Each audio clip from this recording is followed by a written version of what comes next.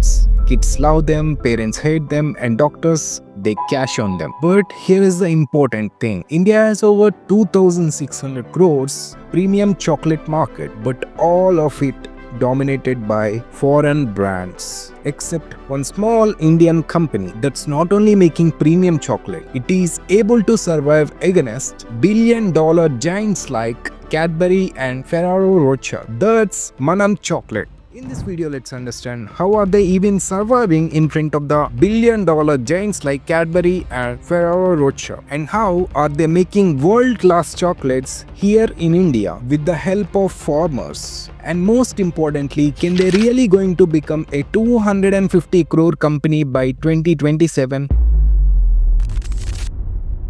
Indian chocolate market is valued at $2.6 billion in 2023 and set to double to $5.3 billion by 2033. But this market is controlled by few players like Cadbury, Nestle, Mars and Ferrero. All of them use imported cocoa. Even though India is growing cocoa, it's considered to be a low quality. But the biggest question is how Manam Chocolate going to compare with the global brands, right? To understand that, you guys need to understand this example. Let's say Cadbury want to build a dairy milk cell which will be around 105 rupees. To make it, it gets cocoa from Africa, sugar from Maharashtra, milk from local Indian dairies. With using all of this, it manufactures dairy milk in Madhya Pradesh, where cocoa is processed, mixed with sugar and milk and refined and packed into bars.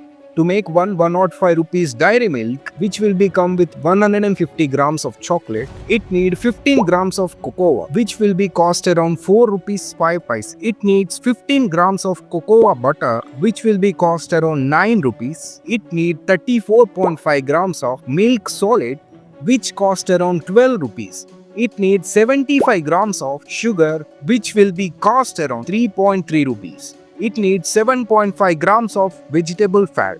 It will cost around 1 rupee. It needs 3 grams of flavors, which will cost around 6 paisa. Total raw material 13 rupees, right? Let's assume for labor, it will cost 5 rupees per bar. For electricity and machinery, let's assume other 5 rupees. For packaging cost, that will be around 5 rupees. So for raw material 30 rupees plus manufacturing 12 rupees plus packing 5 rupees. Total production cost, it will be around 47 rupees. And they need to pay 10 rupees for distributor, 5 rupees for marketing and 5 rupees for research and development per chocolate bar. Now total product cost around 67 rupees, right? Let's say Cadbury takes 10 rupees profit margin per bar. Adding up, it will be go around 78 rupees per bar, right? After 15% retail margin and 18% GST, we buy the chocolate at 105 rupees. I told this for example purpose, but they will produce in millions of tons of chocolate. And remember, the bigger the chocolate, the higher the profit margin. But in the middle, if cocoa prices shot up or sugar prices shot up overnight, all margin company have might be disappear or it could make loss. Even with these all issues, Cadbury or Mars are making money just because they're producing in the large quantities. It's really impossible for Manam Chocolate to compare with this large companies with such a low margin, right? So how can they realistically become a 250 crores company by 2027? Simple. To understand that, you guys need to understand Indian consumers. There are 3 types of consumers in India. 1. Chintu, a school kid in your street. 2. Rahul, a young guy working in a corporate company in Hyderabad. And 3. Priya auntie, who belongs to an upper middle class family. Chintu mostly buy 5 to 10 rupees chocolate like Alphenlibe or Park or the small 10 rupees dairy milk. And when it's come to Rahul, he mostly buys 50 rupees to 150 rupees chocolates like Ferrero Rocher or Bounty. But when it come to Priya auntie, who belongs to upper middle class family, she don't buy chocolates to eat. She buys chocolates as a gift for premium events. And she doesn't worry about price.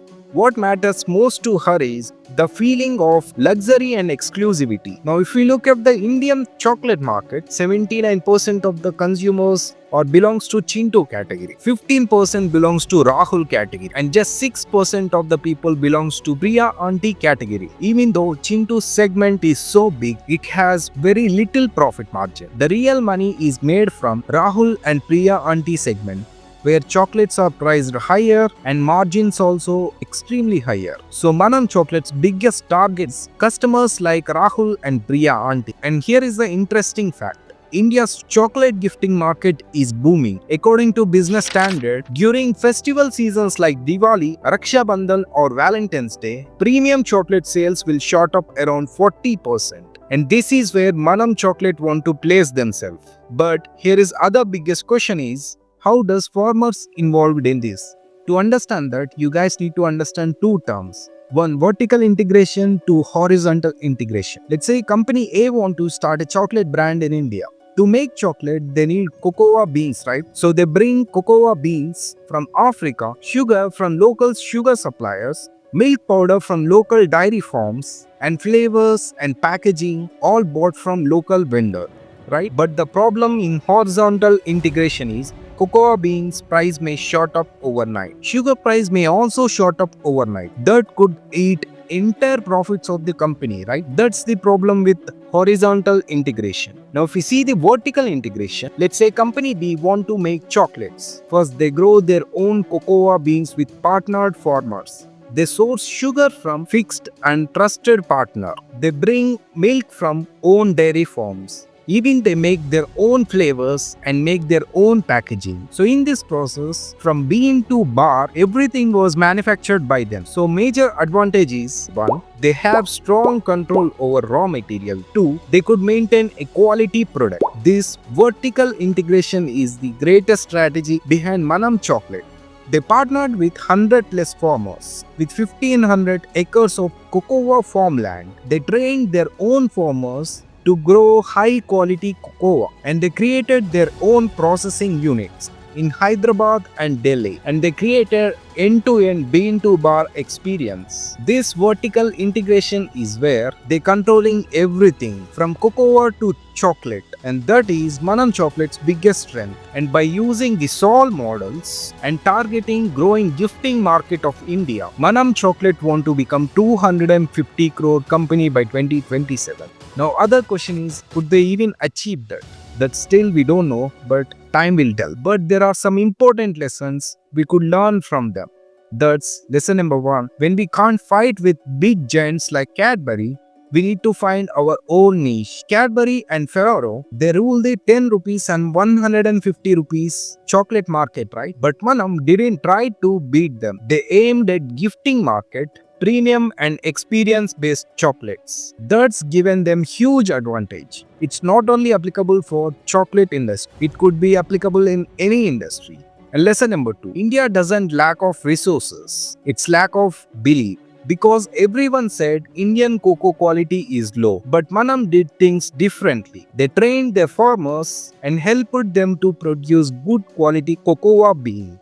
And lesson number three, vertical integration isn't just a cost-saving trick. It's a long-term superpower. Because when you control your supply chain from farm to chocolate bar, you could produce a quality product in a low cost. And that's what helped the Manam Chocolate survive in front of billion-dollar giants like Cadbury and Ferrero Rocher. So that's it from my side. What do you guys think? Let me know in the comment section. See you on the next video.